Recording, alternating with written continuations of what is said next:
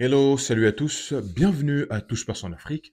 Je m'appelle Christian Seri, donc voilà, si c'est la première fois que tu te connais sur cette chaîne, j'aimerais t'inviter à liker, partager et à t'abonner. Ici, on parle de business, on parle de leadership, on parle d'empowerment, on parle d'Afrique. Donc voilà, ce qui se passe en ce moment au Congo est quelque chose de critique, et quelque chose de grave et de critique. Donc voilà, on en parle tout de suite dans Touche Perso en Afrique. À tout de suite.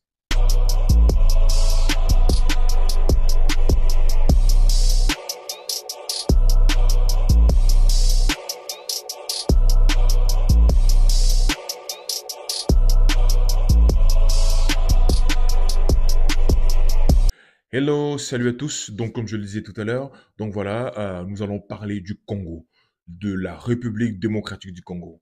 Donc voilà, bienvenue à tous passe en Afrique. Si c'est la première fois que tu te connectes, j'aimerais t'inviter à liker, partager et à t'abonner. La situation qui provoque en ce moment dans l'est du pays est assez critique et assez grave.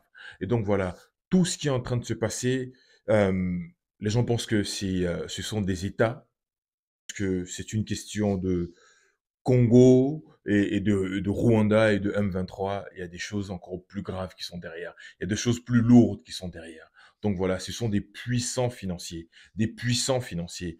Les gens voient certainement l'Europe, les États-Unis ou quoi que ce soit, mais ce sont des puissantes personnes qui sont derrière et qui commandent, qui dictent, voilà, aux États ou à certains États où ils sont puissants financièrement. Voilà la politique qu'on va déployer en République démocratique du Congo. Donc, ce qui est en train de se passer, c'est un conflit de grosses boîtes. Ce sont des conflits de grosses entreprises qui sont soit en Europe ou qui sont soit aux États-Unis. Donc là, on parle de quoi là? On parle du pays de Kofi Olomide, quoi. Vous voyez, vous comprenez? On parle du pays de Maître Gims.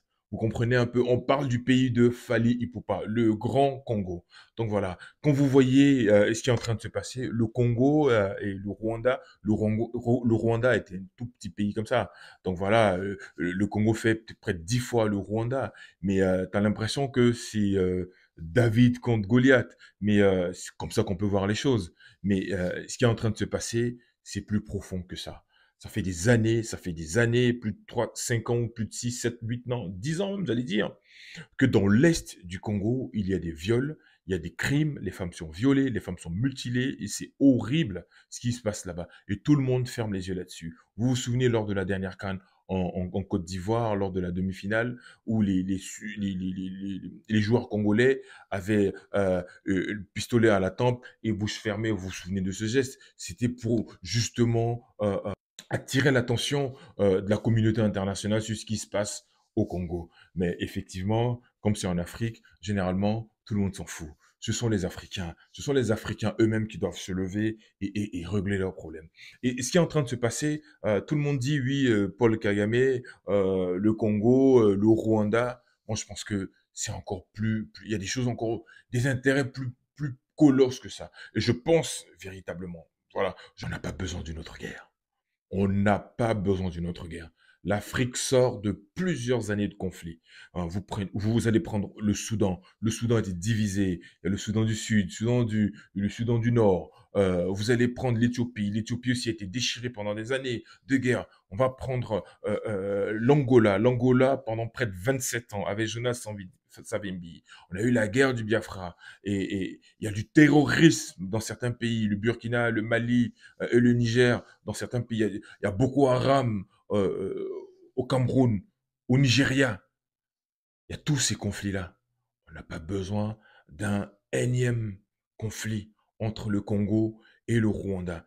Et ce sont les mêmes peuples. Moi, je regarde, moi, je suis de l'Afrique de l'Ouest.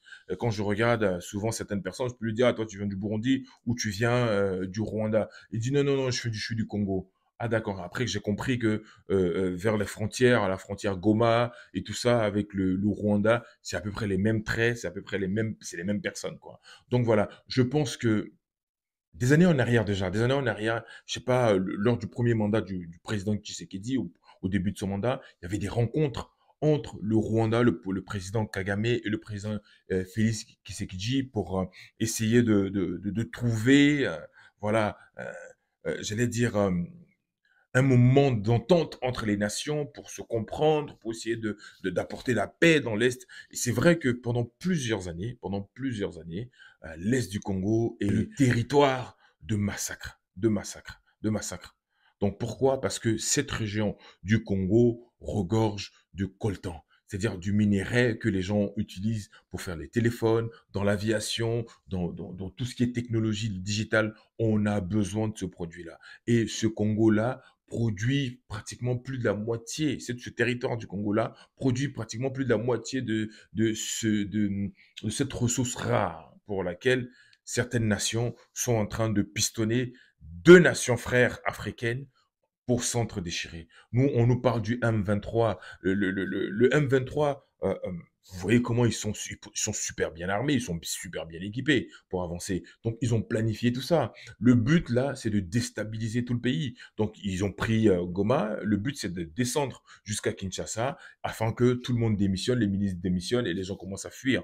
Donc, voilà, c'est ça le but de foutre, vraiment, excusez-moi du terme, la débandade dans le pays afin que les gens se dispersent, des ministres démissionnent et que à la tête de l'État, il n'y ait plus rien. Donc c'est ça le but. Et franchement, nous sommes en 2025. On peut être épargné d'une guerre. En ce moment, ce qui est le plus important, c'est comment est-ce qu'on peut gagner la guerre économique.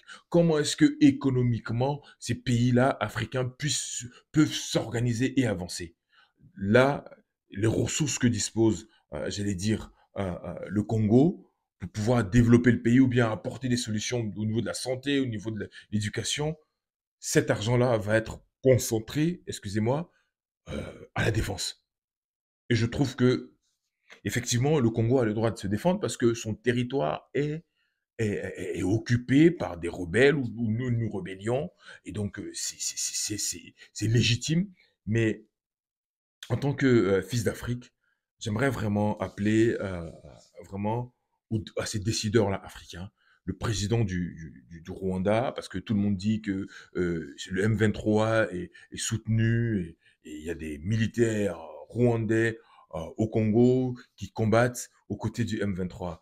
D'accord. Mais ce que je veux dire, mon point est que les dirigeants se mettent sur la table avec les partis en présence rapidement afin de trouver une solution à ça. Parce que, entre-temps, il y a plus d'un million de personnes à Goma. Plus d'un million de personnes à Goma qui sont en manque d'électricité et en manque d'eau potable. Et ces personnes-là vont s'approvisionner en ce moment où je vous parle dans le lac Kivu. Donc c'est une eau qui est impure. Donc il y a des réfugiés qui ont traversé déjà une partie de la frontière. Donc c'est vraiment un état, j'allais dire, les populations vont être dans le besoin. Nourriture, électricité, l'eau potable, même les soins, et même un endroit pour s'abriter, c'est plus d'un million de personnes. Donc ces personnes-là, ces populations qui vont s'approvisionner en eau dans le lac Kivu, vous comprenez bien que là, c'est une porte ouverte aussi au choléra. Et vous savez bien les ravages du choléra. Le choléra peut ravager, je sais pas, des milliers de personnes en une journée. Donc voilà. Donc voilà. Pour des personnes qui prient, qui sont croyantes, moi je prie. Donc voilà. Et donc voilà. Prions pour le Congo. Prions aussi prions pour le Congo. Prions pour cette situation-là afin que le Dieu Tout-Puissant que nous prions puisse agir et mettre fin et calmer, incliner les cœurs afin que les personnes puissent revenir et les dirigeants surtout, parce que tout le monde voit, oui, voilà, c'est la guerre où les gens vont s'attaquer, mais les intérêts économiques qui sont derrière, ce sont des grosses multinationales qui sont derrière ça, qui dictent les choses et que leurs nations suivent.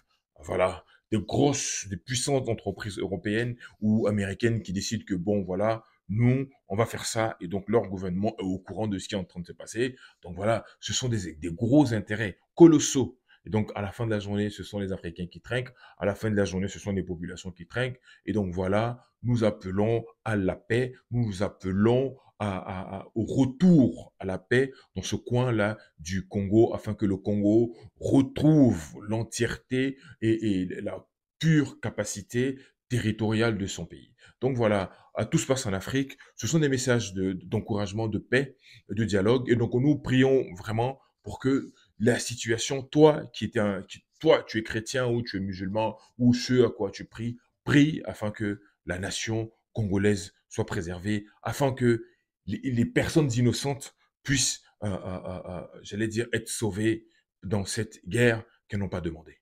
Donc voilà, si c'est la première fois que tu te connectes, je te demande de partager, like et commente. Et donc voilà, paix au Congo et aussi paix aussi au Rwanda, parce qu'on a besoin de paix.